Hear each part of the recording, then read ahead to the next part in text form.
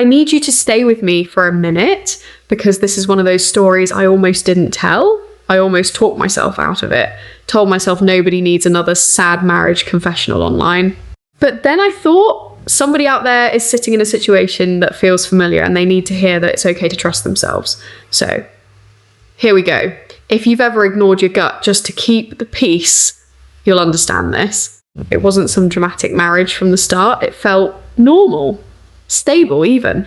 We'd been together 14 years. We had the same morning routine. He made coffee, I fed the dog, we'd talk about nothing on the way out the door. Bills got paid. We went to his mother's on Sundays. People used to tell me we had the kind of marriage they wish they had, and I believed them. I worked. Of course I worked. But here's the part I didn't tell him, and almost nobody knew. 3 years ago, I started a small consulting business on the side. Just me, a laptop, a few old clients who trusted me. By the second year, it was pulling in around $130,000 a year. I didn't advertise it. I didn't post about it. I didn't even tell my sister. The money went into a separate account under just my name and stayed there. Quiet. Patient at the time, I thought I was doing it for us. For retirement. For a house we kept talking about. For the kind of safety net a person builds when they want a future, not just a present. I didn't keep it from him because I didn't trust him. I kept it from him because I didn't think it mattered yet. 130,000 felt like something to celebrate later, not something to bring up over dinner.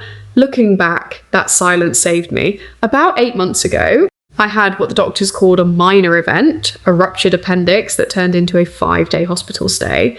I was in bad shape for the first 2 of those days. He came by once, brought flowers, held my hand for 20 minutes.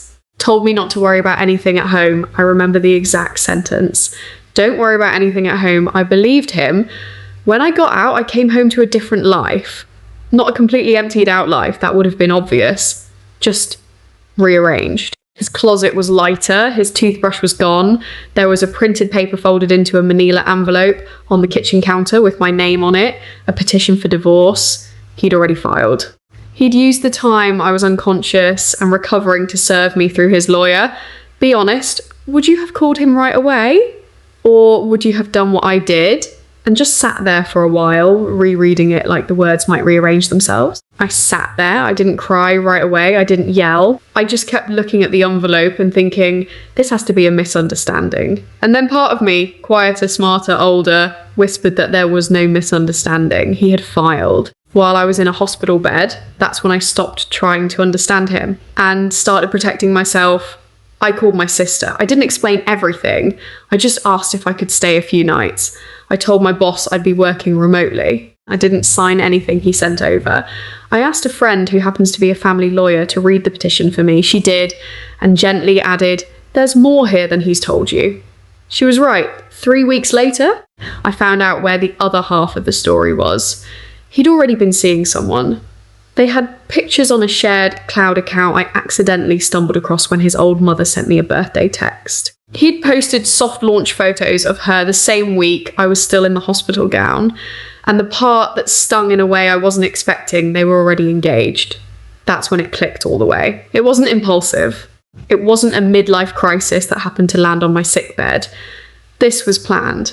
He needed me out of the way to make the next thing clean, and I'll be honest with you, for about 48 hours I felt like I was disappearing. Not into sadness, really. Into smallness. The version of me who used to plan Sunday lunches, who used to pick out paint colours, who used to fold his laundry, that version of me felt erased. You ever get that feeling where you're already grieving, but the person is still technically alive? I had that. It was strange. I kept setting plates down out of habit. I kept looking for him at the edges of rooms, but I didn't drown in it. Here's why. Because underneath that smallness, there was a version of me he had never once met. She was the one who had quietly built a $130,000 business while he was busy assuming I only earned what my pay stub said. She was the one who had set up a separate account, who had been careful with contracts, who had 6 months of runway that nobody, not him, not his lawyer, not even my sister, knew existed in that exact shape. I didn't announce it. I didn't perform my independence. I just quietly moved the money where it needed to go. Paid off a small piece of the house, Cleared a credit card, booked a one-way flight to stay with my sister while I figured out the next steps. Hired my own attorney, got my own name on the paperwork that mattered. People love the dramatic version of these stories.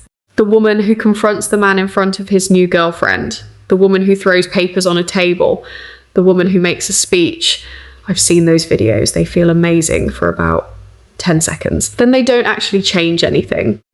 What I did was less satisfying and more useful. I replied to his emails only through my lawyer. I asked for the disclosure of every account that touched our marriage. When he tried to claim I had no separate income of consequence, I let my attorney present the records quietly, calmly, in a conference room he thought he had control over.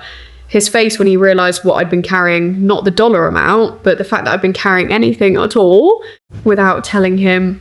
That face is something I don't think I'll forget. He kept trying to talk. He kept offering explanations about how the new relationship made him feel alive again, about how he'd been unhappy for years, about how he thought I'd be fine on my own. But I was already done listening. That's not anger.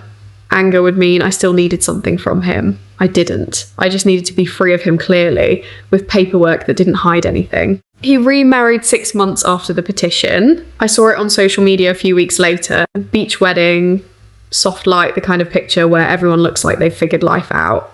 I didn't feel a storm. I felt something closer to relief. Because that photo confirmed, in a way nothing else could have, that the marriage I'd been mourning was already over long before the hospital stay. It was over before he met her, probably. I just hadn't been allowed to see that yet. I won't pretend I'm over it neatly. Some mornings I still reach for coffee and half expect him to say something dumb and warm. There's a kind of missing that survives every clean legal document. We had good things. They just weren't enough. They weren't real in the way I thought they were, but I don't hate him. That's the honest part. I don't even think he understood what he was doing. People like him rarely do. They just follow the next feeling that flatters them and assume the people they leave behind will be okay. The part I care about now is the version of me that came out the other side. She saves differently. She trusts her gut faster. She doesn't apologize for keeping things private anymore. Privacy isn't betrayal. Sometimes it's just wisdom. She has a quiet home that looks the way she wants it to look. She answers her own door. I didn't lose him. I lost the version of my life that wasn't real. And underneath that, I found the version that was so. Tell me honestly. Would you have handled it the same way? Would you have gone quiet and strategic? Or would you have wanted to give him a piece of your mind? There's no wrong answer. I just think it's worth asking. And do you think people like that ever really change? Or do we just get better at seeing them for who they are? I'm actually curious what you'd say. I read more comments than you'd think. Even the long ones, especially the long ones. And if any of this felt a little too familiar, you're not the only one. There's a quiet kind of bravery people like us learn to carry. It doesn't look like much from the outside, but from the inside, it's the difference between disappearing and being okay.